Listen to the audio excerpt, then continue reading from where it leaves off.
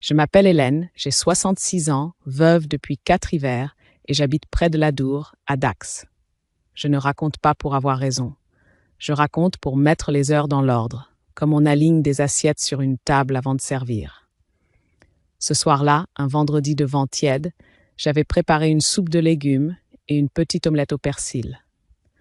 Paul, mon fils, m'avait demandé de garder Léonie, sa fille de 7 ans, parce qu'il devait passer à l'atelier plus tard que prévu. Je n'ai jamais refusé une soirée avec elle.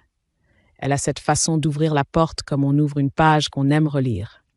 Il était 19h10 quand elle s'est assise, les jambes bien rangées sous la chaise, le dos droit des lèvres appliqué. J'ai posé la soupe devant elle, tiède, pas brûlante. Elle m'a regardé sans baisser les yeux, mais avec quelque chose qui bloque dans la gorge.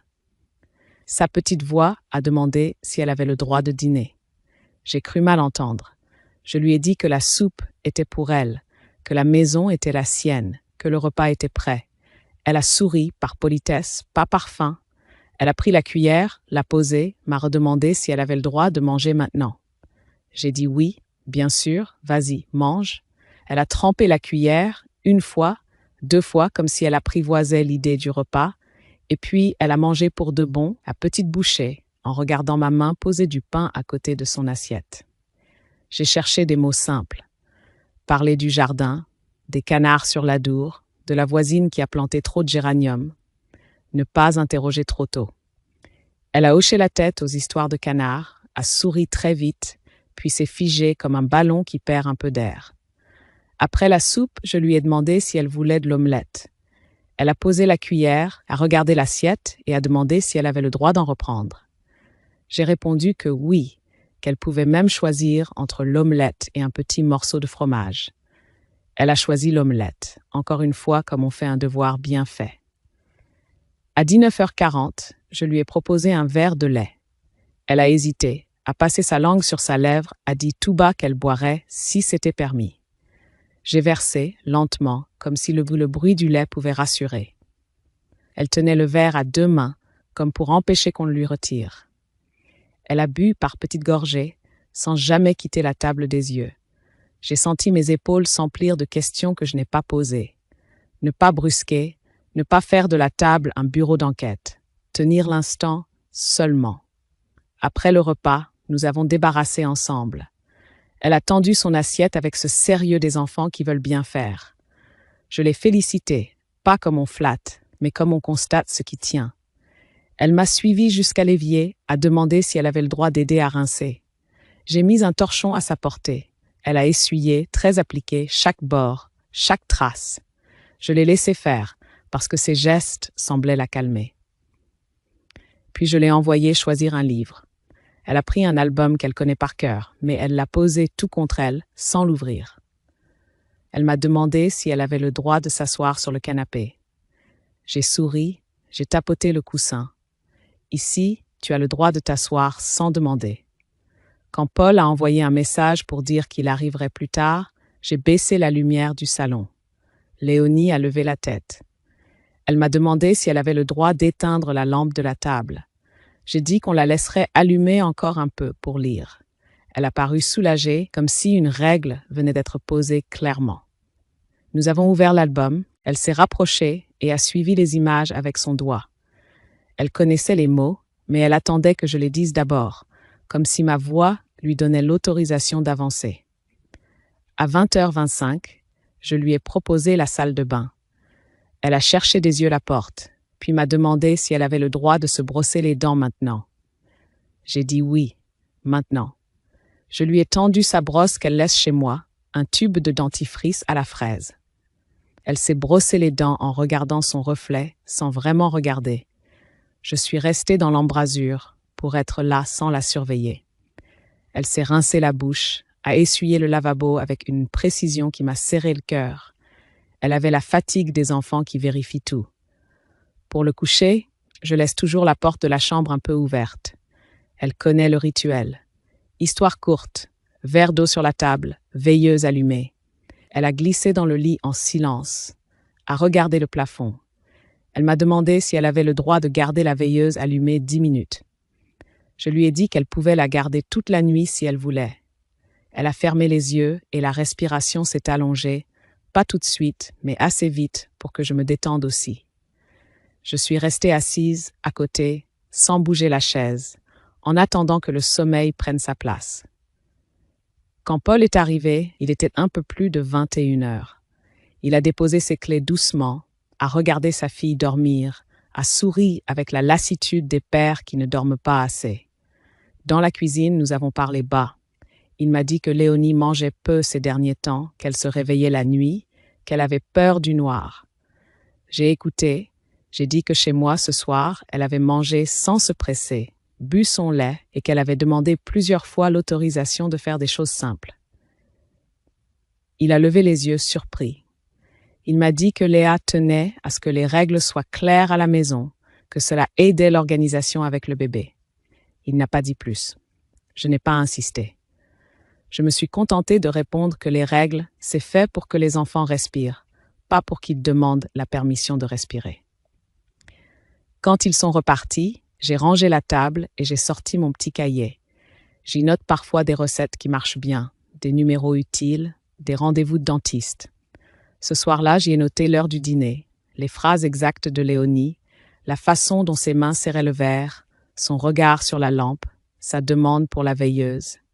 J'ai écrit sans émotion inutile, juste les faits. Puis j'ai reposé le cahier, j'ai lavé la casserole, j'ai éteint la cuisine. Je ne savais pas encore que ces lignes deviendraient un fil, mais je sentais déjà qu'elles empêcheraient les souvenirs de se déformer. La nuit a été lente. Le bruit de l'Adour portait une rumeur régulière. J'ai dormi tard, avec la sensation d'une petite main qui vérifie, à tâtons, si le monde autorise encore les choses simples. Le lendemain, je savais que je regarderais autrement la moindre cuillère posée sur la table. Le lendemain, j'ai mis la table pour 2 au petit déjeuner. La fenêtre ouvrait sur le ciel pâle et les platanes du boulevard. J'ai coupé une pomme en fines tranches, j'ai posé un yaourt, 2 tartines, un verre d'eau et un demi-verre de lait. Quand Léonie est entrée, elle a regardé les choses comme on regarde des panneaux sur une route inconnue. Elle a attendu près de la chaise, droite, la main sur le dossier, jusqu'à ce que je lui dise « Assieds-toi ». Elle s'est assise avec précaution, a posé les genoux ensemble, a pris la tartine dans ses doigts encore tièdes de sommeil. Elle m'a demandé si elle avait le droit de mettre du beurre. J'ai répondu oui, évidemment. Elle a tartiné une fine ligne, comme si la largeur était surveillée par un œil invisible. Puis elle a levé le regard vers moi pour vérifier encore. « Tu peux te resservir » et je dis doucement, « Le pain n'est pas compté ». Elle a mangé 2 bouchées, puis s'est arrêtée. Elle a pris le yaourt, l'a tourné pour lire l'étiquette. Elle m'a demandé si elle avait le droit d'ouvrir la petite cuillère. Je lui ai tendu la cuillère en lui rappelant que chez moi, elle peut ouvrir, fermer, goûter, s'arrêter, recommencer tant qu'elle écoute son ventre et la table. Elle a soufflé presque imperceptiblement, a avalé le yaourt sans se presser, mais sans la crainte d'hier soir. Quand elle a posé le pot vide, elle a regardé le lait. Elle m'a demandé si on pouvait mélanger un peu d'eau, parce que chez eux, on fait comme ça parfois. J'ai dit qu'ici, nous ne mélangions pas pour faire moins, nous buvions pour avoir assez. Elle a hoché la tête, a bu une gorgée, puis une autre. Après le petit déjeuner, je l'ai accompagnée à l'école. Sur le chemin, elle tenait ma main et restait un pas derrière, comme si l'idée de marcher au même niveau exigeait une autorisation. Au portail, la directrice saluait les parents. Léonie m'a demandé si elle avait le droit de me faire un bisou avant d'entrer. Cette fois, je n'ai pas laissé mon silence parler. Je me suis penchée, je l'ai embrassée sur la joue et j'ai dit à demain pour goûter si tu veux passer. Elle a souri de vrai. Dans la cour, je l'ai vue se diriger vers une camarade, s'arrêter à mi-chemin, attendre. La surveillante a sonné. Les enfants ont filé en file lisse. Je suis rentrée à la maison. J'ai ouvert mon petit cahier et j'ai écrit les phrases du matin, les gestes, l'hésitation devant le beurre, la question sur l'eau dans le lait, le bisou au portail. Je n'ai pas cherché à interpréter.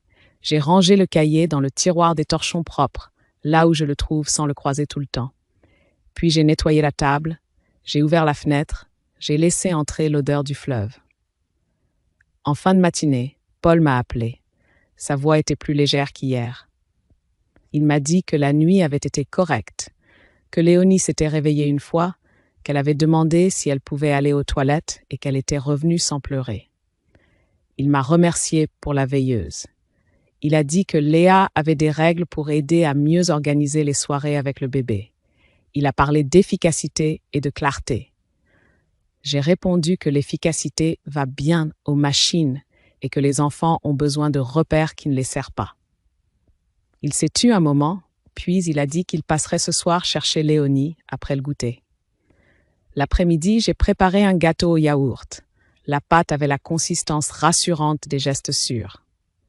Léonie est revenue à 16 heures, un peu rieuse, les cheveux défaits par le vent. Elle a mis son cartable près de la porte, m'a demandé si elle avait le droit d'enlever ses chaussures. J'ai dit « Enlève-les, pose-les là, viens m'aider ». Elle a beurré le moule avec une concentration amusée, a versé la pâte sans en jeter. Quand j'ai proposé de lécher la spatule, elle a regardé ma main, puis la porte, puis la spatule. Elle m'a demandé si elle avait le droit de goûter. J'ai répondu que dans cette cuisine, on a le droit de goûter à ce qu'on prépare. Elle a posé sa langue sur le bord, a ri, et j'ai entendu pour la première fois un son léger, sans contrôle. Pendant que le gâteau cuisait, nous avons sorti un jeu de cartes. Elle a choisi le jeu de pair. À chaque tour, elle attendait que je dise « Vas-y » pour retourner. J'ai dit à toi dès que tu es prête. Elle a pris une seconde pour respirer, puis elle a retourné 2 cartes, poisson, et a souri. Nous avons joué jusqu'à ce qu'une odeur douce annonce la fin de la cuisson. J'ai vérifié avec un couteau. Elle a demandé si elle avait le droit de le piquer elle-même. J'ai guidé sa main. Elle a regardé le couteau propre et a dit « C'est cuit » d'une voix étonnée, comme si la cuisine lui révélait un secret à sa mesure. Je l'ai laissé couper une petite part et j'ai posé 2 verres d'eau. Elle a demandé si elle avait le droit d'en reprendre après. J'ai dit que c'était bien fait quand on écoute sa faim et son cœur. Elle a mangé lentement, puis s'est arrêtée d'elle-même. Elle m'a demandé si elle pouvait garder un morceau pour son père. J'ai emballé une part dans du papier, j'ai écrit pour Paul, et j'ai posé le paquet à côté de son cartable. Elle a caressé le paquet comme un trésor. Avant que Paul n'arrive, je lui ai proposé de s'allonger 10 minutes avec le chat sur le canapé. Elle m'a demandé si elle avait le droit de toucher le chat. J'ai dit « Il dort souvent tout contre toi. Il ne sait pas compter les minutes. » Elle s'est allongée, a posé sa main sur le flanc de l'animal, a calé sa respiration sur celle de la bête. Quand Paul a sonné, elle s'est redressée sans sursaut. Elle a couru au paquet et lui a donné le gâteau avec l'importance d'un courrier recommandé. Il a ri, l'a embrassé et m'a dit merci pour tout. À la porte, je lui ai demandé, sans serrer la voix, comment se passaient les repas chez lui. Il a répondu qu'ils avaient instauré des règles pour que tout le monde mange en même temps, que Léa tenait à ce que les enfants demandent avant de se resservir et qu'elle avait lu quelque part que les permissions apprennent la discipline. Je lui ai dit calmement que demander la permission pour resservir n'est pas grave, mais demander la permission pour commencer à manger, boire de l'eau ou s'asseoir me semblait un signal trop serré. Il a marqué un silence, a dit qu'il verrait, qu'il en parlerait sans conflit. Il a ajouté qu'il ne voulait pas qu'on en fasse une guerre. Après leur départ, je suis restée un moment debout au milieu de la cuisine. J'ai repensé à la question du lait, au couteau propre, au chat qui accepte la main, au bisou au portail.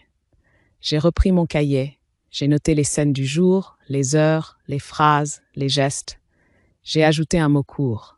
Respiration. Puis j'ai appelé l'école pour demander un rendez-vous avec la directrice, simple, discret, pour évoquer le comportement de Léonie à la cantine. La secrétaire m'a proposé un créneau pour le surlendemain. J'ai dit oui.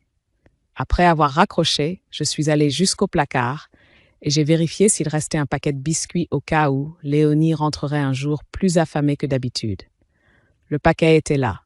Je l'ai laissé à hauteur d'enfant. La nuit, je me suis réveillée une fois. J'ai pensé à la phrase de Paul, ne pas en faire une guerre. J'ai décidé que je n'en ferais pas une. J'en ferais un chemin, avec des pierres blanches, des heures, des verbatims, des témoins si besoin. Je n'ai rien résolu cette nuit-là. J'ai simplement décidé de tenir la lumière allumée autant qu'il faudra pour que l'enfant n'ait plus à la demander. Le lendemain, je savais que je mesurais encore, sans brusquer, la place des permissions dans sa bouche. Parce que certaines questions ne sont pas des caprices, elles sont des signaux. Et les signaux, on les note d'abord, on les comprend ensuite. Le surlendemain, j'ai traversé la cour de l'école à 9 heures précises. Le ciel s'était éclairci, l'air sentait la craie et les feuilles mouillées. La directrice m'attendait dans un petit bureau vitré donnant sur le préau. Elle m'a proposé une chaise et un verre d'eau. J'ai expliqué calmement que je voulais parler du comportement de Léonie au repas et des petites phrases qu'elle prononçait à la maison. Ses demandes de permission pour manger, boire, s'asseoir, éteindre une veilleuse.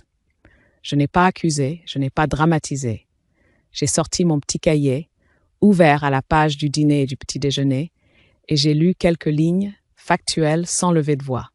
La directrice a pris son temps. Elle a consulté sur son écran des notes de la cantine. Elle m'a dit que Léonie mangeait lentement, qu'elle gardait parfois la cuillère en l'air comme si elle attendait un signal, et qu'elle refusait de se resservir, même quand il restait du dessert. Elle a évoqué 2 crises de larmes discrètes observées la semaine précédente, vite apaisées par la surveillante, sans déclencheur clair. Elle a parlé d'une petite fille polie, appliquée, qui demande si elle peut aller aux toilettes alors qu'elle en a le droit depuis toujours. Elle a ajouté que l'enseignante trouvait Léonie attentive, bonne camarade, mais souvent en attente d'une consigne avant d'accomplir un geste simple.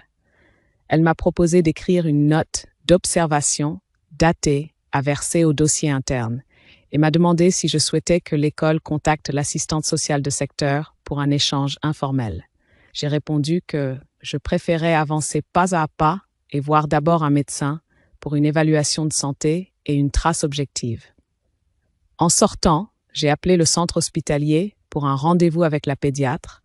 On m'a donné un créneau pour l'après-midi. J'ai respiré un peu plus court que d'habitude. Je suis rentrée à la maison.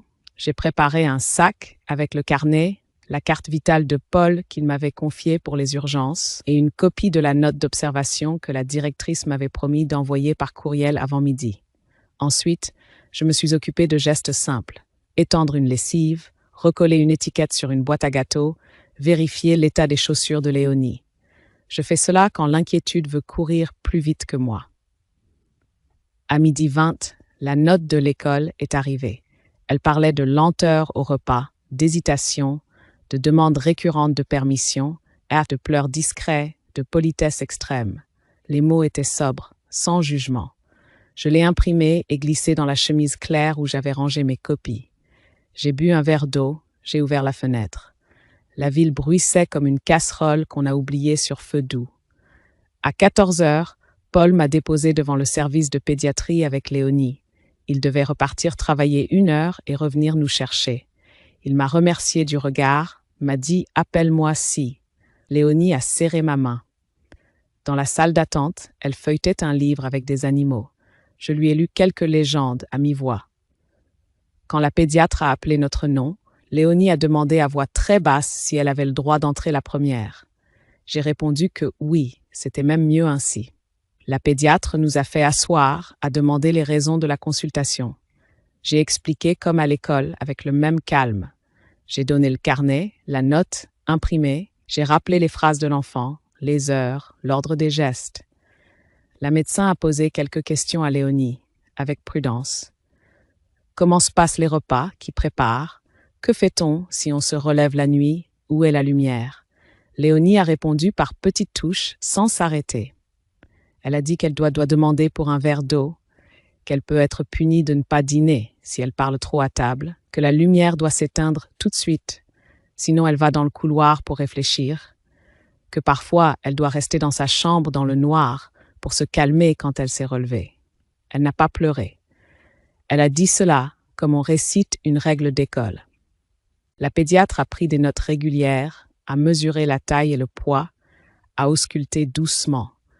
Elle a noté un appétit fluctuant selon Léonie, un sommeil morcelé, un tonus normal, une vigilance marquée. Elle a précisé à voix posée qu'elle rédigerait un certificat descriptif avec les éléments rapportés entre guillemets et qu'elle recommandait une évaluation plus large par les services compétents si les faits se confirmaient. Elle a insisté sur le fait qu'un enfant ne devrait pas demander la permission pour satisfaire des besoins de base, que la privation de repas et l'isolement prolongé dans le noir n'étaient pas des outils éducatifs adaptés. Elle a ajouté qu'elle restait disponible pour un suivi et qu'en cas d'urgence, la ligne d'enfance en danger pouvait être appelée à tout moment. À la sortie, nous avons traversé le couloir blanc. Léonie m'a demandé si elle avait le droit de prendre un bonbon dans le bocal posé sur le bureau d'accueil. J'ai demandé à l'infirmière, elle a répondu oui en souriant. Léonie a choisi le rouge, l'a gardé dans sa paume fermée jusqu'au parking et l'a mangé en silence, comme un secret autorisé. Paul est revenu à l'heure. Je lui ai dit que la pédiatre enverrait un certificat descriptif et des recommandations, que l'école avait rédigé une note. Je lui ai suggéré de lire ces documents sans les commenter devant l'enfant. Il a acquiescé, un peu pâle. Il a dit que chez eux, les soirées étaient difficiles avec le bébé, que Léa avait mis des règles pour que tout tienne, qu'elle pensait bien faire. Je lui ai répondu que penser bien faire ne suffit pas quand le corps d'un enfant se tend. Il a baissé les yeux, m'a dit qu'il en parlerait calmement, qu'il ne voulait pas que sa fille vive dans la peur de demander un verre d'eau. Le soir, Léonie a dîné chez moi. J'ai servi une assiette simple, les pâtes al dente, un peu de jambon, une tomate. Elle a mangé sans demander 2 fois. À la fin, elle m'a regardé, a hésité, puis a dit qu'elle avait envie d'une compote, mais qu'elle ne savait pas si c'était permis après le plat. J'ai répondu que la compote attendait dans le placard, qu'elle pouvait la prendre elle-même. Elle y est allée à pas lents, a ouvert l'armoire, a choisi, m'a montré la petite coupelle comme on montre une médaille.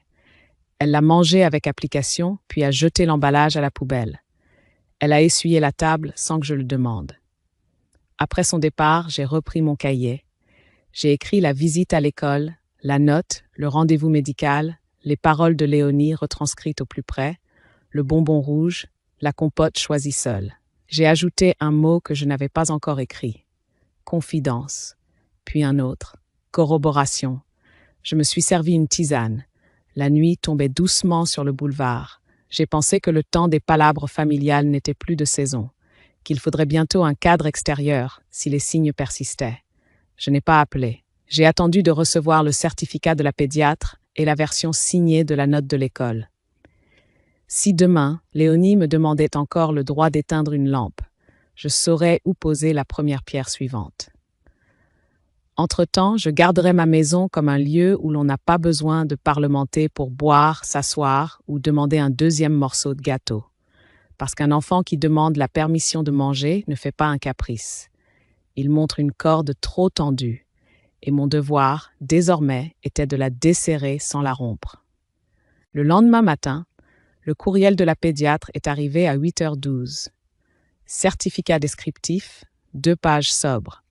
Elle y rapportait les propos de l'enfant sur la demande de permission pour boire et manger, mentionnait l'évocation de punition par privation de repas et isolement dans le noir, constatait un état nutritionnel correct, mais un comportement de vigilance accru au repas, recommandait une évaluation par les services compétents si les faits se confirmaient.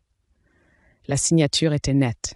Je l'ai imprimée, glissée dans la chemise claire, rangé le tout dans le tiroir des torchons, comme on range une assiette propre à sa place. À 9h30, la directrice m'a transmis la version signée de sa note d'observation. Rappel précis sur la cantine, lenteur, demande récurrente de permission, 2 épisodes de larmes apaisées, politesse excessive. J'ai posé les 2 documents côte à côte et j'ai regardé la table. Il y a des jours où les papiers tiennent lieu de voix. J'ai appelé Paul. Je lui ai dit que j'avais reçu le certificat et la note, que je lui en remettrais des copies le soir même, qu'il serait souhaitable de poser un moment d'échange avec Léa, calmement, sans l'enfant, pour comprendre les règles à la maison et proposer un cadre plus respirable. Il a soufflé, a dit qu'il ne voulait pas d'esclandre, ou qu'il préférait que ce soit chez moi, en terrain neutre. Nous avons fixé 19h.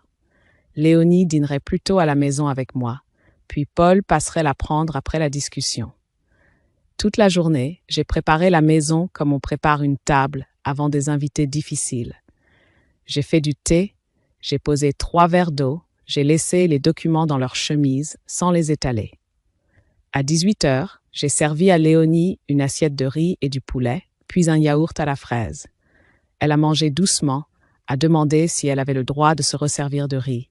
Je lui ai dit que c'était son ventre qui le dirait. Elle s'est resservie de 3 cuillerées et s'est arrêtée d'elle-même. À 18h45, Paul a sonné.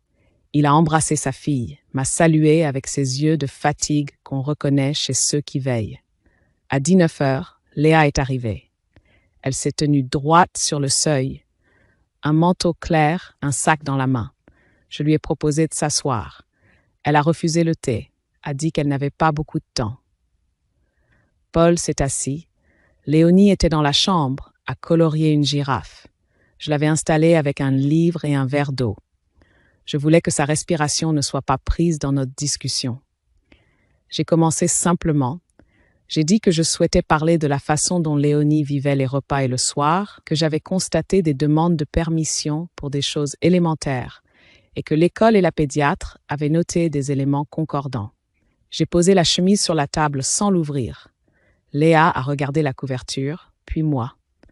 Elle a répondu d'une voix ferme que chez elle, l'organisation était essentielle, que 2 enfants en bas âge exigeaient des règles claires, que demander avant de manger ou d'éteindre une lampe faisait partie de l'apprentissage du respect, que Léonie avait tendance à bavarder et à se relever, qu'elle devait comprendre que la table n'était pas une scène, que se resservir ne se faisait pas sans autorisation. Elle a ajouté qu'elle n'avait jamais affamé personne, qu'elle parlait de discipline, pas de privation. Je n'ai pas élevé la voix. Je lui ai dit que discipline et privation ne sont pas synonymes, que demander une autorisation pour commencer à manger ou pour boire de l'eau n'enseigne pas le respect, mais installe une peur, que l'isolement dans le noir comme sanction n'aide pas un enfant à se calmer. J'ai ajouté que la pédiatre recommandait de revoir ses pratiques et que l'école constatait des signes d'inhibition. Paul a appuyé de la tête, sans mots. Il a dit qu'il avait peut-être laissé s'installer des choses sous le prétexte de la fatigue. Léa a serré son sac. Elle a dit que je m'immisçais, que je dramatisais, que je montais Paul contre elle, qu'elle avait lu des méthodes qui prônent la clarté des permissions, que si je continuais, elle demanderait que Léonie vienne moins ici, que ce serait mieux pour tout le monde. Elle a ajouté plus bas qu'elle n'accepterait pas qu'on la juge alors qu'elle tient la maison, le bébé, et que je n'étais pas là le soir quand les pleurs se mélangent. J'ai posé ma main sur la table, je lui ai dit que je ne jugeais pas, que je constatais, que j'avais des documents et des faits, que je voulais éviter une escalade inutile, que j'espérais que nous pourrions convenir d'un cadre simple. Premier point, lever les permissions pour boire, commencer le repas, utiliser la veilleuse. Deuxième point, proscrire les punitions par privation de dîner et l'isolement dans le noir. Troisième point, proposer des rituels stables pour endormir l'enfant, quitte à prendre une guidance parentale si besoin. Je l'ai dit sans drapeau, juste comme on propose une marche quand on voit un enfant trébucher. Elle a ri sans joie. Elle a répété qu'elle n'avait pas besoin de leçons, qu'elle savait ce qu'elle faisait, que les enfants d'aujourd'hui étaient trop gâtés, qu'un peu de fermeté ne tue pas. Elle a dit que chez elle, on dit s'il vous plaît et merci, que se resservir n'est pas un droit.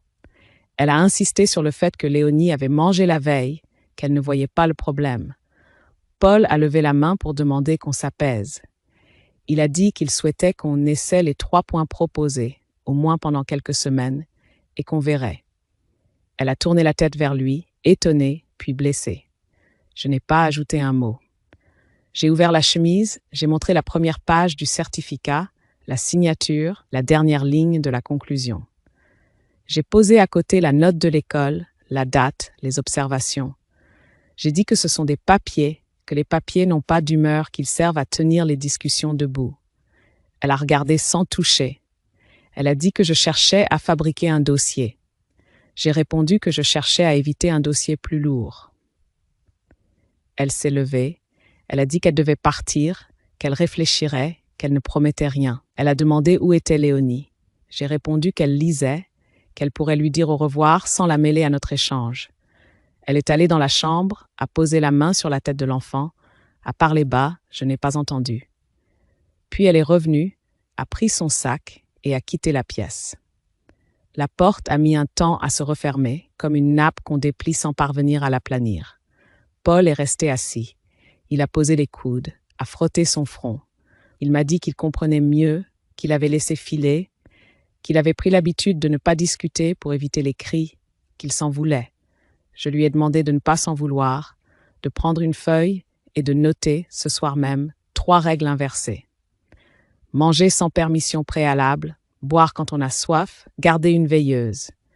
Il a promis d'essayer, d'en parler à Léa, de m'informer. Il a glissé les copies du certificat et de la note dans une pochette, les a rangées dans son sac. Quand ils sont partis, j'ai nettoyé la table comme on nettoie une scène après que les acteurs sont sortis. J'ai rangé la chemise. Je me suis assise avec mon cahier. J'ai écrit l'heure du début et de la fin, les phrases prononcées, le refus du thé, la menace implicite sur les visites, l'acceptation timide de Paul de tester un cadre. J'ai ajouté un mot enfin décidé. Si les signes continuent, j'appellerai le 119 et j'adresserai une information préoccupante à la crypte des Landes. Je n'aime pas les conflits. Je préfère les couloirs droits. Mais il est des moments où le couloir doit conduire quelque part. Ce soir-là, le bruit de la Dour avait changé. On aurait dit que le fleuve aussi attendait que quelqu'un dise maintenant. Le lendemain, j'ai commencé par appeler la cantine. La responsable m'a reçu sans brusquerie. Elle a confirmé ce que la directrice avait noté. Une lenteur inhabituelle, des refus de se resservir même quand la part était minuscule, des remerciements prononcés comme des mots de passe. Elle a proposé d'imprimer, à la fin de la semaine, un relevé très simple indiquant les jours où Léonie avait à peine touché au plat et au dessert. J'ai accepté. Je n'empilais pas des papiers pour me rassurer. Je cherchais des lignes droites pour que la suite ne dévie pas. À la sortie de l'école, Léonie est partie d'un pas prudent en tenant mon sac de la main gauche. Nous sommes passés par le parc. Sur la pelouse, des enfants lançaient un ballon en mousse. Une petite voisine lui a fait signe. Léonie s'est arrêtée à mi-chemin, m'a regardé, a attendu. Je lui ai fait un signe de tête. Elle a fait 3 pas, s'est ravisée, est revenue me demander si elle avait le droit de jouer 5 minutes. J'ai dit « Va, je reste ici, je te regarde ». Elle a couru sans courir, a touché le ballon du bout des doigts, a souri quand il lui est revenu dans les mains. Au bout de quelques lancers, elle est revenue d'elle-même. Elle a dit qu'elle ne voulait pas que le temps déborde. Je n'ai pas questionné. Je l'ai félicitée d'avoir su sentir la bonne mesure. En rentrant, j'ai ouvert le frigo et j'ai posé un petit plateau à hauteur d'enfant. 2 yaourts, une compote, une petite bouteille d'eau. Je lui ai dit que ce plateau serait toujours là et qu'elle n'aurait pas à me demander pour prendre un yaourt ou de l'eau quand elle en ressentirait le besoin. Elle a demandé s'il y avait des moments interdits. J'ai répondu que l'on ne mange pas quand on se brosse les dents, que l'on ne boit pas au-dessus des livres, mais que pour le reste, elle pouvait écouter sa faim et sa soif. Elle a regardé le plateau comme un pays nouveau. Puis, elle a pris un yaourt et l'a remis en place pour vérifier si je ne retirais pas l'autorisation. Je n'ai rien dit. Elle a fini par l'ouvrir et l'a mangé debout, sereine. En fin d'après-midi, j'ai croisé la voisine du 3e, une femme aux mains utiles et à la voix posée.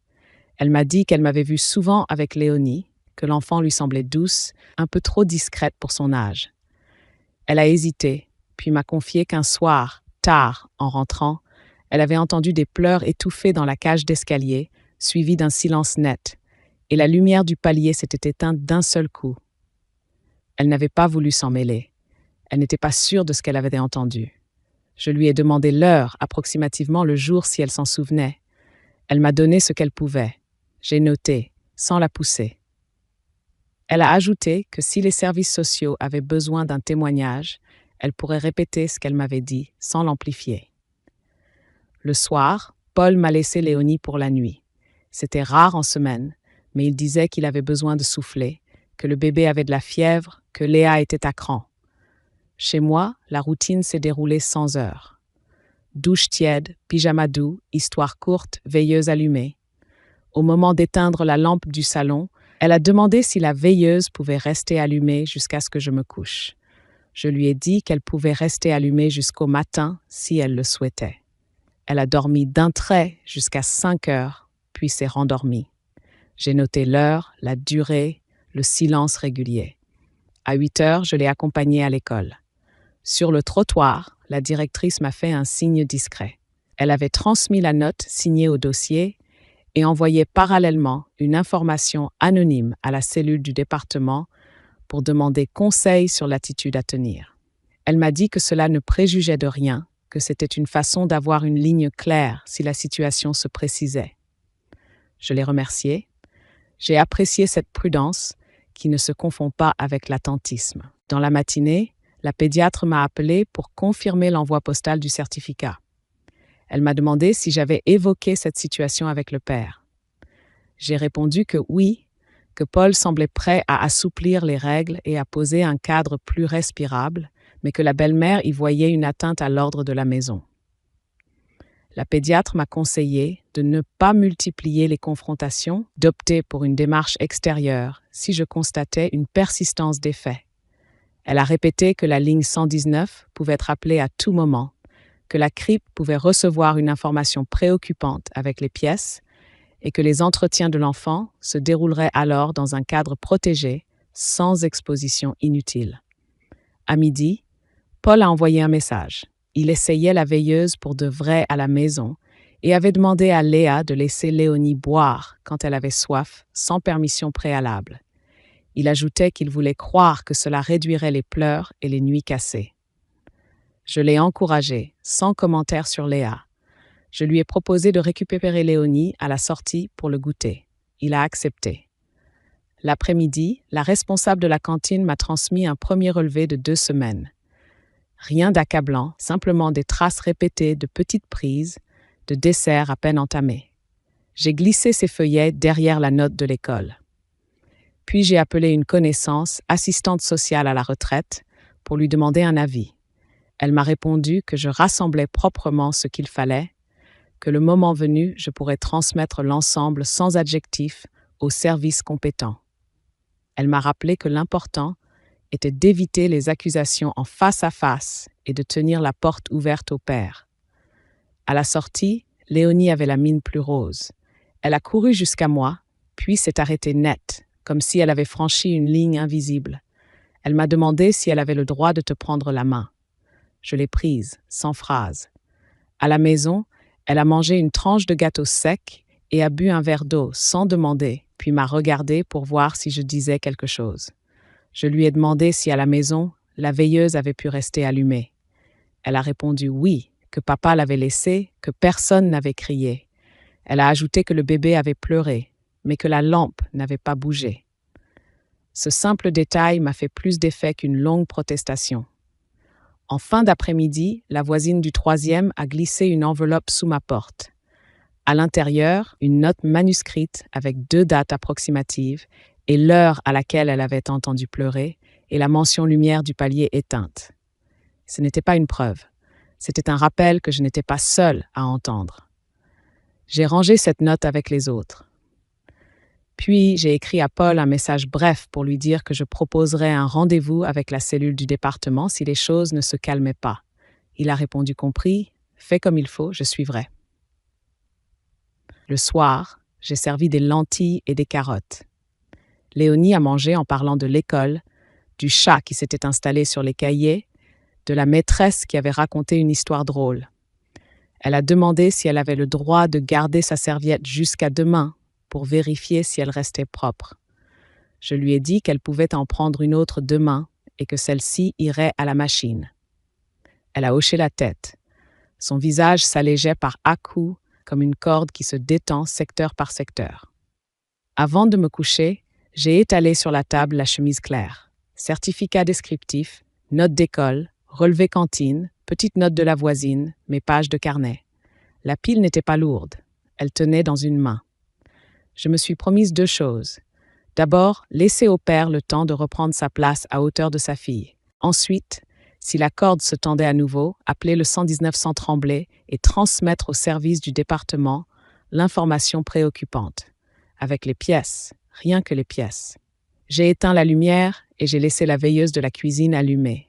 Pour moi, cette fois. Le couloir de la maison me parut net. J'avais la sensation d'avoir appris à marcher dans le noir sans cogner et de pouvoir, si besoin, tendre mon bras jusqu'à la porte suivante. Le samedi suivant, Paul m'a proposé que nous déjeunions tous ensemble chez lui. Il pensait que ce serait l'occasion de montrer à Léa que les choses pouvaient se dérouler paisiblement avec des règles plus souples. J'ai hésité, puis j'ai accepté, à condition d'arriver tôt pour aider en cuisine et éviter l'empressement qui met les voix à l'envers. J'ai pris un panier avec du pain, une salade prête à assaisonner, un petit clafoutis aux prunes. Quand nous sommes arrivés, l'appartement sentait l'encaustique et le lait chaud. Le bébé dormait dans la chambre. Léa rangeait des assiettes avec une précision qui faisait claquer la porcelaine. Je me suis proposé pour rincer quelques verres. Elle a répondu que c'était bon, qu'elle gérait. Léonie s'est postée près de la table, les mains derrière le dos, le regard fixé sur la nappe.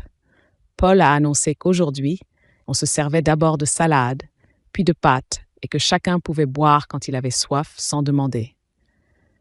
Je l'ai remerciée d'un signe discret. Léa a serré la bouche. Elle a dit qu'elle ne voyait pas l'intérêt de changer ce qui fonctionnait, que la petite avait besoin de clarté pour ne pas partir dans tous les sens. Nous nous sommes assis.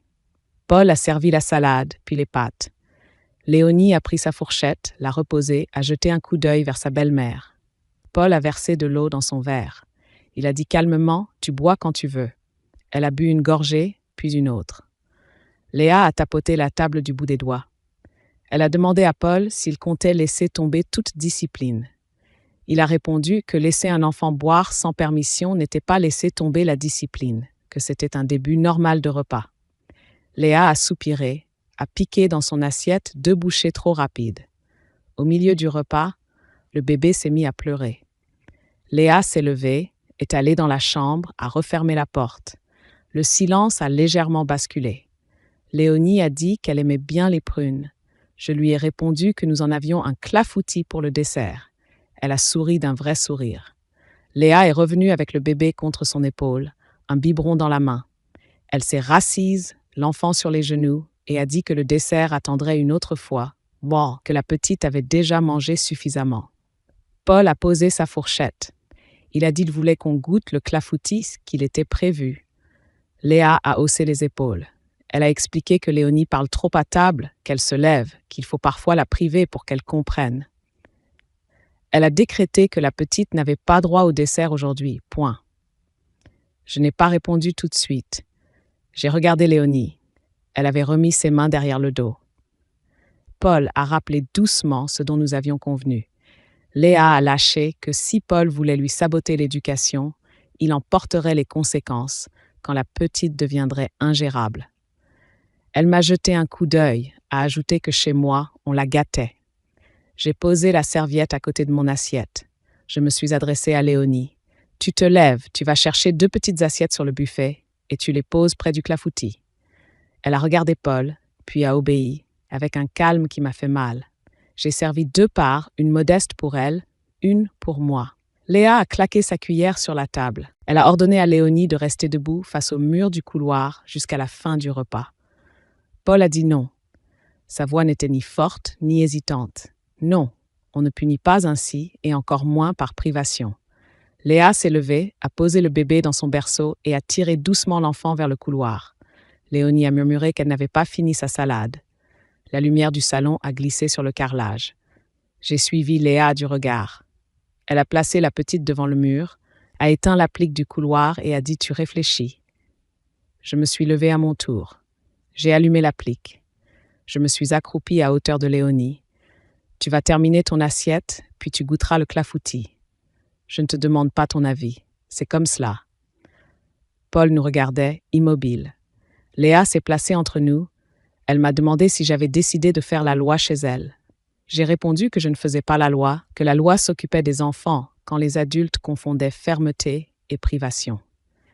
Elle a répété que je dramatise, qu'il n'y a pas mort d'homme à attendre 5 minutes dans un couloir. Je me suis retournée vers Paul. Je lui ai demandé de choisir, maintenant, de manière claire. Il s'est levé et a dit la petite finit son repas à table et goûte le dessert avec nous. Léa est restée interdite, puis elle a pris le bébé et a disparu dans la chambre. Nous avons terminé en silence, à trois. Après le déjeuner, je suis allée dans la cuisine pour rincer les assiettes. Paul m'a rejoint. Sa main tremblait. Il a dit qu'il n'en pouvait plus des disputes, qu'il avait lâché trop de terrain pour éviter la casse, qu'il n'avait pas vu la peur s'installer chez sa fille. Il a ajouté qu'il ne voulait pas d'un combat de position, qu'il voulait un cadre.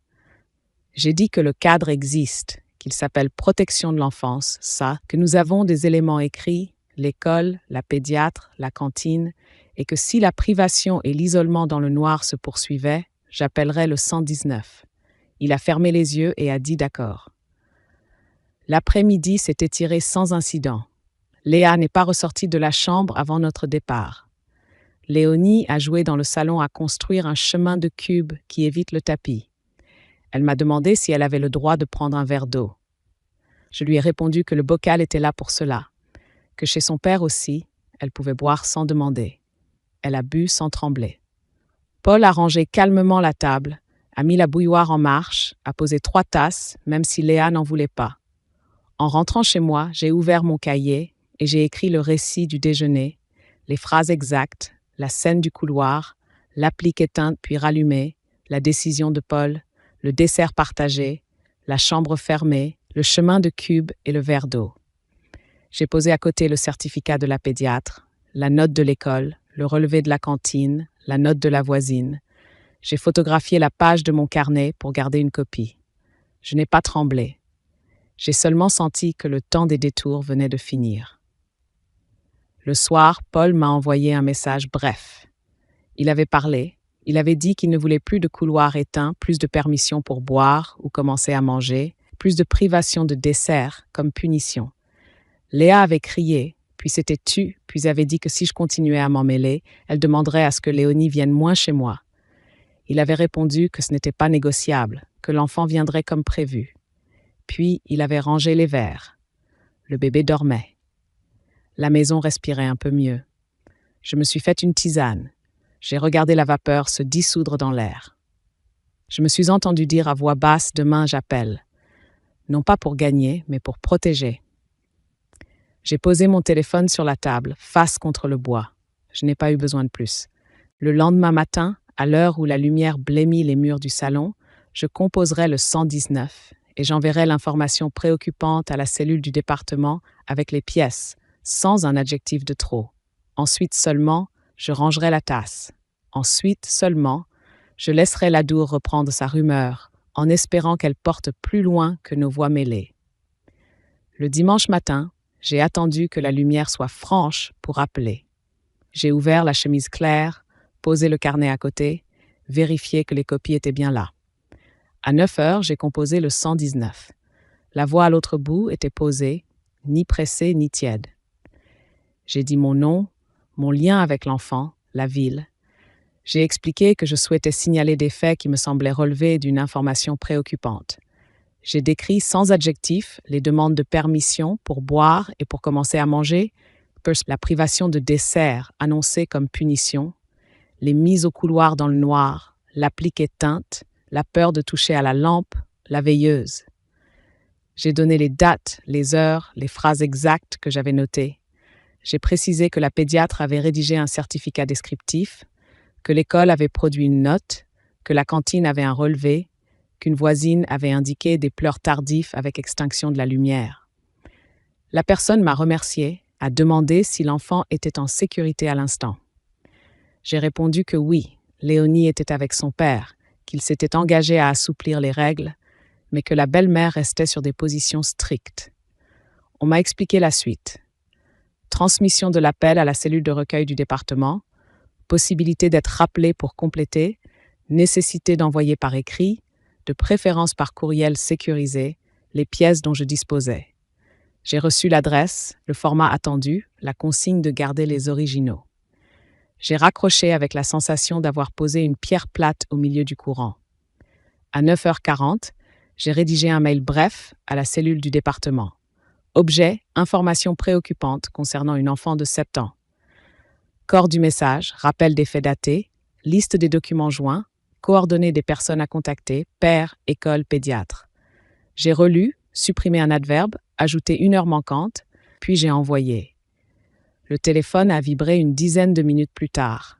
Accusé de réception automatique. Dossier ouvert, numéro de référence, promesse d'un premier contact sous 3 jours ouvrés. J'ai prévenu Paul par message. Je lui ai écrit que j'avais signalé que ce n'était pas contre lui, mais pour Léonie, que je restais disponible. Il a répondu presque aussitôt. Il a écrit qu'il comprenait que la scène du couloir l'avait décidé, qu'il serait joignable, qu'il ne dirait rien à brûle-pourpoint à Léa tant qu'il n'aurait pas été contacté par un professionnel. J'ai respecté ce choix prudent. Je lui ai seulement rappelé les 3 règles inversées à maintenir chaque jour. Manger sans permission préalable, boire à sa soif, veilleuse permise. Le lundi, la cellule m'a appelé. Une assistante sociale m'a demandé de confirmer les faits et de préciser ce que je souhaitais pour l'instant. Je lui ai dit que je souhaitais une évaluation à domicile et une audition de l'enfant dans un cadre protégé, sans la belle-mère. Elle a dit que ce serait organisé rapidement, qu'un binôme passerait chez le père, que l'école serait contactée et que l'enfant pourrait être vu à l'école ou dans un lieu neutre. Elle a insisté sur le fait qu'aucune décision ne serait prise sans croiser les sources et sans entendre le père. Je lui ai répondu que je le savais, que je voulais des bords, pas un coup de tonnerre. Le mardi, l'école m'a laissé un message. Léonie avait été vue discrètement par l'infirmière scolaire et la psychologue de secteur. Elle avait parlé peu, mais elle avait dit qu'elle aimait quand la veilleuse restait allumée et qu'elle avait bu toute seule la veille sans demander. La directrice m'a remercié d'avoir pris les rendez-vous les uns après les autres, dans l'ordre. Elle a ajouté qu'une réunion courte avait été fixée avec le binôme de la cellule pour le lendemain après-midi dans son bureau. Le mercredi matin, 2 professionnels sont venus chez Paul. J'ai attendu dans l'entrée le temps qu'elle s'installe au salon. Paul avait rangé soigneusement les papiers, les copies des documents sur la table. L'appartement sentait la lessive. Léa n'était pas là, partie avec le bébé chez une amie selon Paul. Les intervenantes ont parlé calmement. Elles ont demandé à Paul de raconter les routines du soir et des repas, comment les règles s'étaient installées, quel rôle jouait chacun. Paul a dit la fatigue, l'atelier, les pleurs du bébé, le besoin de règles, puis le glissement. Il a reconnu que la privation et l'isolement dans le noir n'étaient pas acceptables, qu'il avait manqué de vigilance. Il a accepté le principe d'une guidance parentale. Les professionnels ont noté, ont rappelé que le cadre éducatif doit sécuriser, pas serrer. Elles ont demandé à voir la chambre de Léonie. La veilleuse était posée sur la table. Paul a dit qu'elle restait allumée le temps voulu. Puis elles ont proposé que Léonie soit vue à l'école, sans m'en dire plus pour ne pas saturer l'enfant d'adultes. L'après-midi, dans le bureau de la directrice, Léonie a été reçue seule un petit moment, puis avec l'infirmière. Elle a raconté qu'elle aime quand on lui dit « tu peux » sans attendre. Elle a dit qu'elle a peur de parler trop à table, qu'elle préfère se taire, qu'elle aime quand on lui laisse la lampe allumée et que quand elle se lève la nuit, elle aime boire une gorgée d'eau. Elle a dit aussi qu'elle n'aime pas le couloir quand la lumière est éteinte. Les professionnels ont noté sans la presser. Le jeudi, la cellule a rappelé Paul. Elles ont proposé un plan simple. Maintien des 3 règles inversées. Interdiction de l'isolement dans le noir comme sanction. Fin des privations de repas. Mise en place d'une guidance parentale avec 2 séances au centre de proximité. Suivi de l'enfant par la psychologue scolaire si la famille y consentait. Elles ont précisé qu'à ce stade, il n'y avait pas de placement envisagé, mais qu'elles restaient disponibles et qu'une mesure éducative pourrait être demandée au juge des enfants si la situation se dégradait. Paul a accepté tout de suite. Il a demandé comment en parler à Léa. Le soir, il m'a appelé. Il voulait que je sois là le lendemain quand le binôme viendrait présenter le plan aux 2 adultes. J'ai accepté, à condition de ne pas parler la première. Le vendredi, les professionnels sont revenus. Elles ont exposé les constats en termes simples. Elles ont insisté sur l'intérêt de l'enfant. Léa a crispé les lèvres, a dit qu'on exagérait, a répété qu'elle voulait des enfants polis. Les professionnels ont calmement rappelé que la politesse n'exclut pas l'accès à l'eau, à la lumière, au repas, et qu'aucune méthode ne recommande l'isolement dans le noir. Elles ont demandé si elle acceptait d'essayer le plan pendant un mois. Elle a hésité, a regardé Paul, m'a regardé, puis a dit qu'elle n'était pas convaincue, mais qu'elle n'avait pas envie de problème. Elle a accepté. Le samedi, j'ai reçu un mail de la cellule. Compte-rendu succinct de l'évaluation, plan éducatif à un mois, rappel des numéros utiles, contact de la guidance parentale. J'ai imprimé, j'ai rangé, j'ai respiré. L'après-midi, Léonie est venue pour un goûter. Elle a posé son cartable, a pris un verre d'eau, a mordu dans une poire sans m'interroger. Elle a ri du chat qui volait une miette. Elle m'a demandé si je pouvais écrire sur un bout de papier « Tu peux boire quand tu as soif » et le coller sur le frigo. Je l'ai fait, en lettres droites. Elle l'a relu 2 fois, comme un vers appris. J'ai pensé que parfois les mots sur un frigo valent plus qu'une longue lettre. Ils tiennent la place au calme. Le soir, j'ai inscrit dans mon cahier les étapes de la semaine. Appel 119, envoi des pièces, rappel de la cellule, visites à domicile, entretien à l'école, plan éducatif à un mois, guidance parentale. J'ai refermé le cahier comme on ferme une boîte à couture. Le fil était passé. Restait à tenir la tension juste. Pas trop lâche pour que le vêtement ne tombe pas trop serré pour que l'enfant respire. Le fleuve dehors faisait son bruit tranquille. J'ai laissé la veilleuse de la cuisine allumée en souriant. Elle n'était plus un symbole. Elle était un outil. Et un outil, quand il est bien posé, suffit souvent à changer une maison. La semaine suivante a commencé avec la guidance parentale. Paul est allé seul à la première séance, dans une petite salle claire au centre de proximité. La psychologue a parlé de routine, de messages simples, de limites qui rassurent, de ces gestes qui posent la maison comme un sol plutôt qu'une règle. Le soir, il m'a appelé. Sa voix avait gagné en souffle. Il m'a dit qu'il avait compris qu'on ne renforce pas un cadre en rendant l'eau ou la lumière payante. Qu'il allait écrire avec Léonie un petit tableau du soir, 3 cases, dîner, bain, histoire, et cocher avec elle, sans notes, sans menaces. J'ai préparé chez moi un carton de feutres et de gommettes. Le lendemain, Léonie a dessiné une assiette, une baignoire, un livre. Elle a collé 3 étoiles, une pour chaque case réussie. Je l'ai regardée tenir le feutre avec sérieux. Elle ne demandait plus s'il fallait un nombre d'étoiles pour avoir droit à quelque chose. Elle voulait seulement que le dessin tienne au mur, sans pencher. Le mercredi, j'ai reçu un message bref de Paul. Un incident. Léa avait coupé la veilleuse après l'histoire en disant que l'accord n'était pas éternel. Léonie s'était relevée 2 fois pour boire. Léa l'avait envoyée dans le couloir 2 minutes, lumière éteinte. Paul avait rallumé et demandé qu'on revienne au plan. Il avait rappelé la guidance, l'évaluation, les interdits. Léa avait affirmé qu'on la dépossédait de son rôle. Il m'écrivait qu'il ne voulait pas de querelle, qu'il noterait l'heure, qu'il préviendrait la cellule si cela se reproduisait. Je lui ai répondu de garder exactement cette posture, factuelle, sans cri. J'ai noté de mon côté l'incident et l'heure. L'après-midi, la cellule a appelé Paul pour un point. Il a décrit les faits. Elles ont demandé s'il y avait récidive ou s'il s'agissait d'un écart isolé. Il a parlé d'un seul épisode sur la semaine, le reste tenant mieux. Elles ont proposé un appel de rappel à Léa pour redire le plan et les limites sans dramatiser. Il a accepté. Le jeudi, j'ai été invitée à la 2e séance de guidance. Nous étions 3 avec la psychologue.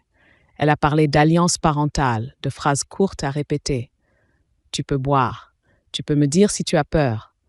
La lumière reste allumée. Elle a demandé à Paul d'oser dire « Je décide pour le soir sans se justifier », d'offrir à Léa une place qui ne soit pas celle de la sanction.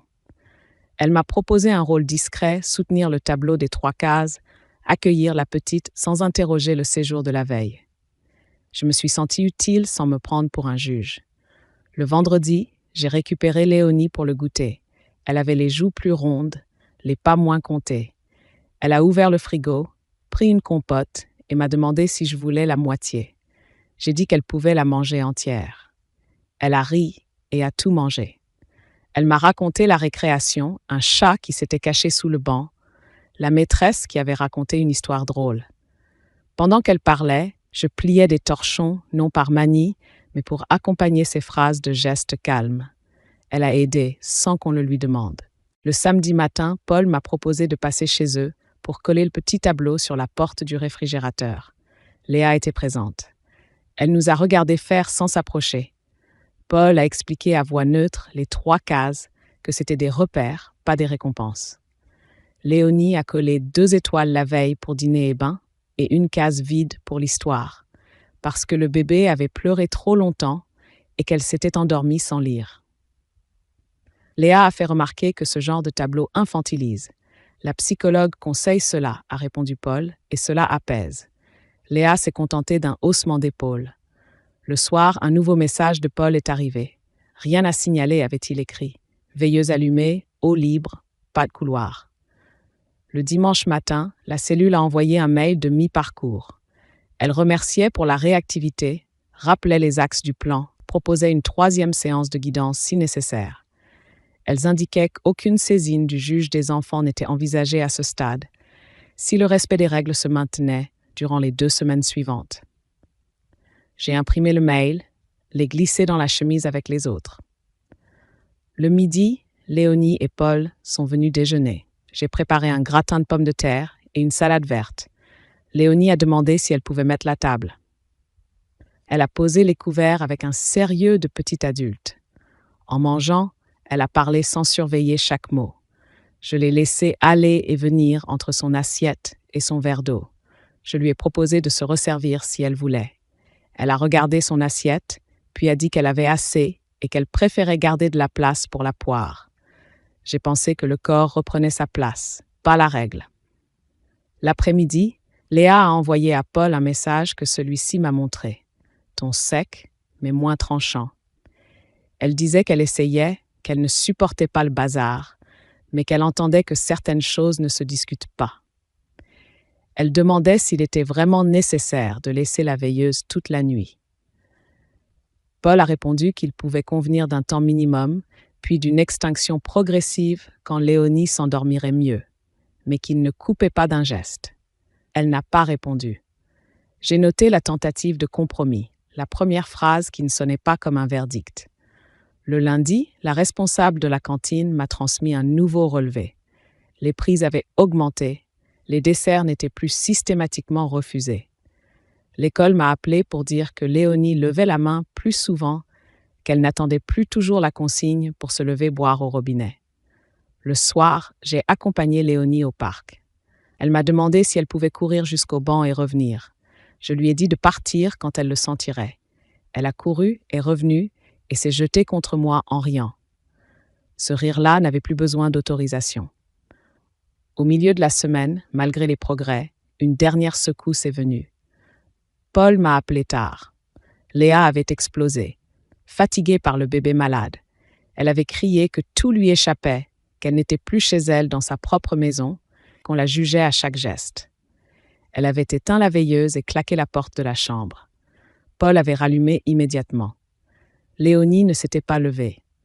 Le lendemain, Paul avait proposé que Léa participe à une séance de guidance pour déposer sa fatigue ailleurs que sur les épaules d'un enfant. Elle avait dit qu'elle y réfléchirait. La cellule a appelé pour un point. Elles ont entendu la fatigue, proposé une adresse de relais parent. Elles ont répété que l'axe tenait et qu'elle restait en soutien. Elles ont prévenu qu'en cas de retour aux punitions par privation ou isolement, elles saisiraient le juge sans délai. Paul a dit qu'il savait qu'il tiendrait la ligne. Je l'ai cru. Le samedi suivant, j'ai invité tout le monde à goûter chez moi. J'avais préparé un gâteau au yaourt. Léonie a découpé de petites parts. Elle a servi d'abord les autres, puis elle-même. Elle a bu un verre d'eau sans regarder qui que ce soit. Elle a posé sa main sur le chat qui dormait sur le dossier de la chaise. Léa a mangé une bouchée, puis une autre. Elle a dit que le gâteau était bon. Sa voix ne portait pas de pierre. Je n'ai rien ajouté. Je me suis contentée de regarder la lumière se poser sur la table. Elle ne demandait pas de permission. Elle tenait sa place, comme nous apprenions à le faire. Le mois suivant a déroulé ses jours comme un tissu plus souple. Je tenais toujours mon cahier, mais les phrases y venaient moins serrées. Paul envoyait des messages brefs, rien à signaler. Veilleuse allumée, eau libre, coucher plus rapide. La cellule avait fixé une réunion de bilan au centre de proximité, un mardi à 16h. J'y suis allée en avance, avec ma chemise claire. Dans la salle, une table en bois clair, 4 chaises, une plante fatiguée sur le rebord d'une fenêtre haute. La psychologue de la guidance, l'assistante sociale de la cellule Paul, puis Léa ont pris place. J'ai fermé mon sac. Je n'étais pas là pour parler la première. L'assistante sociale a posé les faits, sans adjectif. Baisse nette des incidents signalés, fin des punitions par privation et couloirs sombres, respect des 3 règles inversées, meilleure prise des repas à la cantine, propos plus spontanés en classe, sommeil stabilisé. Elle a demandé à Paul comment il vivait les soirs. Paul a dit que c'était pas magique, mais que la maison respirait. Il a parlé des consignes courtes. Tu peux boire, je suis là, on lit 2 pages, on éteint quand tu dors. Il a parlé du bébé qui pleure encore, mais dont les pleurs ne servent plus de mesure à la lumière des autres. On a demandé à Léa si elle souhaitait dire quelque chose. Elle a serré les mains, a fixé la table. Elle a dit qu'elle s'était sentie dépossédée, que tout avait été trop vite, que les mots plan éducatif l'avaient blessée, comme si elle avait échoué. Elle a ajouté qu'elle essayait d'entendre que l'eau, la lumière et le repas ne sont pas des privilèges. Sa voix ne cherchait pas la victoire. Elle cherchait une place. La psychologue a proposé une séance pour elle seule, pour déposer la fatigue et la colère ailleurs que sur un enfant. Léa a hoché la tête, sans s'engager, mais sans refuser. La cellule a proposé la suite.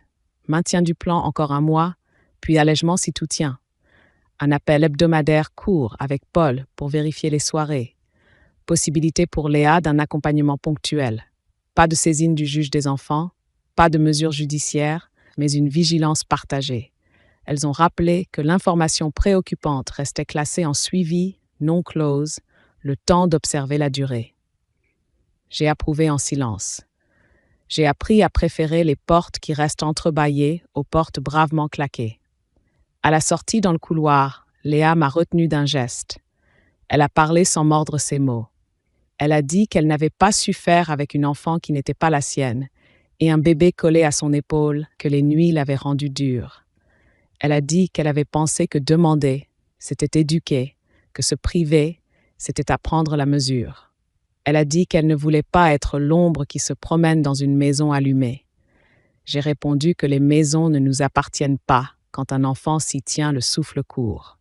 Elle a acquiescé, un bref acquiescement qui ne cherche pas l'absolution. Nous nous sommes séparés sur un bonjour simple pour le prochain goûter. Les jours ont ajouté leurs détails. À l'école, la maîtresse a noté que Léonie levait la main avant de parler, mais n'attendait plus la permission de boire au robinet. À la cantine, la responsable m'a glissé un relevé où les colonnes s'épaississaient, portions finies, desserts entamés, remerciements moins mécaniques. À la maison, Paul a remplacé le post-it du frigo par une petite affiche plastifiée écrite par Léonie « Tu peux boire quand tu as soif » et en dessous un dessin d'un verre plein, d'une lampe allumée, d'une assiette. Un mercredi, la cellule a appelé pour le point hebdomadaire. Rien de grave. Un soir tendu quand le bébé a fait de la fièvre, un lever de Léonie 2 fois, un biberon renversé, une voix qui a monté d'un cran, puis qui est redescendue. J'ai noté ce soir-là d'un trait fin dans mon cahier. L'important n'était pas l'absence d'accrocs, mais la façon de les rattraper. La psychologue m'a rappelé cette idée-là en 2 mots. Réparation immédiate. Quand Léonie se levait, Paul se mettait à genoux, posait sa main à plat sur le tapis, disait « Je t'ai entendu, tu peux boire, on se recouche, la lampe reste ». Il n'expliquait pas longtemps. Il tenait la phrase comme on tient un guidon. Un samedi, j'ai emmené Léonie au marché. Elle a choisi 2 poires, a demandé au marchand si elle pouvait les poser dans mon sac elle-même. Il a ri, a dit bien sûr, chef. Elle a souri de tout son visage, un sourire qui finit par les yeux. Au retour, elle a posé les poires sur la table, a bu un verre d'eau sans demander, a rincé le verre, l'a remis à l'endroit exact où il sèche mieux. Ces gestes simples portent plus loin que des grandes déclarations. Je les ai inscrits le soir, sans emphase. La semaine suivante, la séance individuelle de Léa a eu lieu. Je n'y étais pas, mais Paul m'a dit qu'elle était revenue fatiguée comme après un long pliage de drap. Elle n'a pas voulu parler en détail, seulement dire qu'elle avait dit des choses qu'elle ne savait pas qu'elle portait. Le lendemain, elle a déposé une petite lampe sur la table de nuit de Léonie, plus stable que l'ancienne. Elle a ajouté une phrase dans le cahier du soir. « On éteindra quand tu dormiras ». pas avant. Je l'ai noté à mon tour, parce qu'une phrase ainsi posée ne vient pas par hasard. À la fin du mois, nous sommes retournés au centre pour le bilan final. L'assistante sociale a relu son tableau.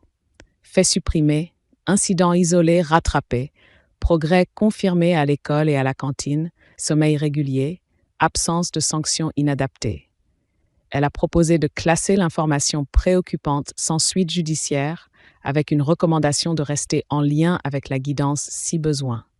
Elle a rappelé le numéro, les contacts, les portes qui ne se ferment jamais vraiment quand il s'agit d'un enfant.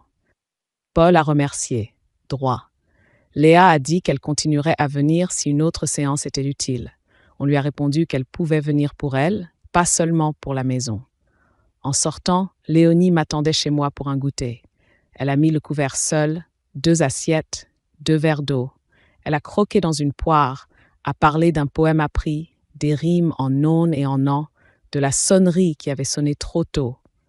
Je l'ai regardée parler en oubliant de demander si elle pouvait parler. J'ai senti ma nuque se dénouer. J'ai pris mon cahier, je l'ai ouvert à la page du jour et j'ai écrit une phrase que je voulais garder. Elle n'a rien demandé. Elle a simplement vécu.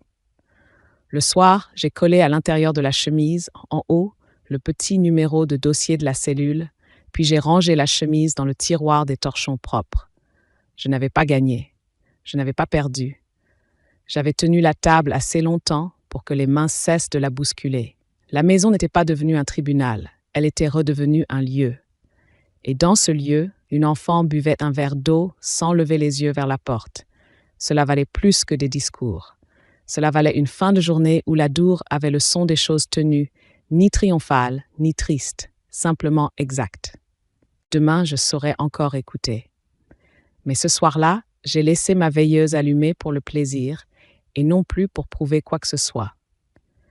L'automne a pris les bords de Dax avec sa lumière souple. Les semaines ont commencé à se ressembler et c'était enfin une bonne nouvelle. Léonie passait le mercredi après-midi chez moi. Elle arrivait, posait son cartable, buvait un verre d'eau et me demandait si on faisait le gâteau au yaourt ou les crêpes. Elle choisissait, dosait, léchait la spatule sans regarder la porte. Parfois, elle repartait chez son père avec un petit sachet de sucre glace sur les doigts. Paul envoyait des messages sobres. Soir calme, veilleuse allumée, 15 minutes puis éteinte. Léonie dormit sans sursaut. Léa avait posé sa propre règle douce, on éteint quand tu dors, pas avant. Cette phrase-là, je l'ai recopiée au stylo bleu sur la première page de mon cahier. La cantine a cessé de m'envoyer des relevés.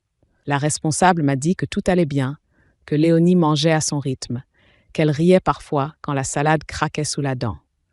À l'école, la maîtresse m'a raconté que Léonie avait levé la main pour réciter un poème sans attendre qu'on lui donne un feu vert. Elle avait buté sur 2 mots, puis était repartie sans baisser le menton. J'ai noté ces détails minuscules parce qu'ils pèsent juste ce qu'il faut. À la maison, Paul a accroché au mur un dessin de Léonie où l'on voyait une table avec une carafe et 2 verres. Dessous, elle avait écrit « On peut boire ».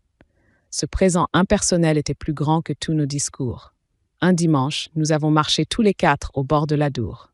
Le bébé dans la poussette, Léonie tenant la poignée, Léa avançant sans se presser. Les feuilles faisaient ce bruit d'ongles légers sur la pierre. Nous n'avons pas parlé d'avant.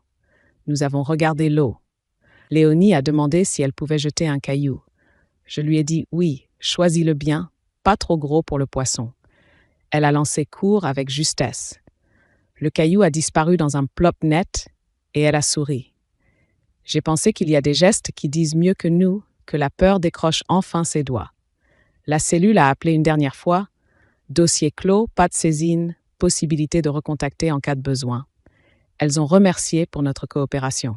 J'ai simplement répondu « Merci pour les bords ». Puis j'ai rangé la chemise dans le tiroir des torchons, derrière les bleus qui servent les jours de grande lessive. Je n'en avais plus besoin, mais je ne la jetterai pas. On garde parfois les outils qui nous ont appris à réparer la maison. Je n'ai pas cherché à pardonner. Le pardon n'est pas un pont qu'on jette à la hâte. Il vient ou il ne vient pas, et on n'a pas à le convoquer pour que les choses tiennent. Léa a continué sa route, avec des gestes moins tranchants. Elle a gardé parfois sa manière sèche, mais elle ne l'a plus posée sur les besoins fondamentaux d'un enfant. Paul s'est remis au travail autrement, en fermant plutôt l'atelier certains soirs, en inventant un rituel qui lui revient, 2 pages d'histoire, un verre d'eau, un mot du jour. Chez moi, la table n'a pas changé. Une nappe, des assiettes, un pichet. J'ai cessé de compter les gorgées que la petite avalait sans permission. Je n'écris plus chaque détail. Je garde seulement les phrases qui respirent. Un soir, Léonie a annoncé qu'elle avait écrit une charte pour la maison de papa. 3 lignes accrochées au frigo. On peut boire quand on a soif. On peut demander un câlin quand on a peur. On peut recommencer quand on s'est trompé. J'ai lu ce papier avec la gravité qu'on doit aux chartes enfantines. Je n'ai pas ajouté de règles. Je me suis contentée d'ajouter un aimant pour qu'il ne glisse pas. Parfois, la mémoire revient me tirer par la manche. La première cuillère tremblante, la veilleuse négociée au centimètre, l'applique qu'on éteint au couloir. Je n'ai rien effacé. J'ai appris à ne pas les laisser diriger la scène. Je les garde derrière moi, là où se rangent les mots qui nous ont servi une fois. Quand je passe un torchon propre sur la table, je sens encore le fil de cette histoire, souple maintenant, sans nœud inutile. Je ne sais pas si on appelle cela une victoire. J'y vois plutôt une tenue. On a tenu l'enfant au-dessus de l'eau, on a tenu la table au milieu des voix, on a tenu le fil des jours jusqu'à ce que la peur lâche. Cela ne se remarque pas de l'extérieur. Il faut avoir rabattu une nappe 1000 fois pour savoir ce que cela coûte, de faire simple sans froisser. Je voudrais finir en parlant à celles et ceux qui se reconnaîtront dans le geste d'une main qui hésite au-dessus d'un verre d'eau. À vous, grand-mère, grand-père, tante, voisins silencieux qui voyaient un enfant demander la permission de respirer, je dis ceci. Écrivez, notez les heures, les phrases exactes, les petits gestes qui reviennent. Ne dramatisez pas. Ne discutez pas à la table du salon quand les voix sont trop pleines. Allez chercher des bords là où ils se trouvent. L'école, le médecin, la cellule du département. Appelez le 119 si votre ventre sait déjà ce que votre bouche n'ose pas dire. Dites « je m'appelle, je suis la grand-mère », voici les faits. Les services ne vous demanderont pas d'avoir raison. Ils vous demanderont d'être précise. Et si l'on vous reproche de faire un dossier, souvenez-vous qu'un dossier n'est pas une bombe. C'est une table qu'on remet à niveau. C'est une lumière qu'on laisse allumer assez longtemps pour que quelqu'un s'endorme enfin sans sursaut. N'attendez pas que les cris deviennent une musique dans la maison. N'attendez pas la grande preuve qui n'arrive jamais. Les signaux faibles suffisent quand ils se répètent, et la loi connaît leur langue. On m'a souvent dit que la douceur ne sert à rien. Je sais aujourd'hui qu'elle est une force quand elle s'appuie sur des bords. La douceur toute seule, c'est une nappe glissante. La procédure toute seule, c'est une table froide. Ensemble, elles permettent à un enfant de boire sans lever les yeux vers la porte. Si vous devez choisir, choisissez d'abord une phrase écrite et une lumière allumée. Puis tenez-les. Le reste viendra à sa juste place. Je n'ai pas gagné. J'ai tenu. Et tenir pour les nôtres, c'est déjà beaucoup.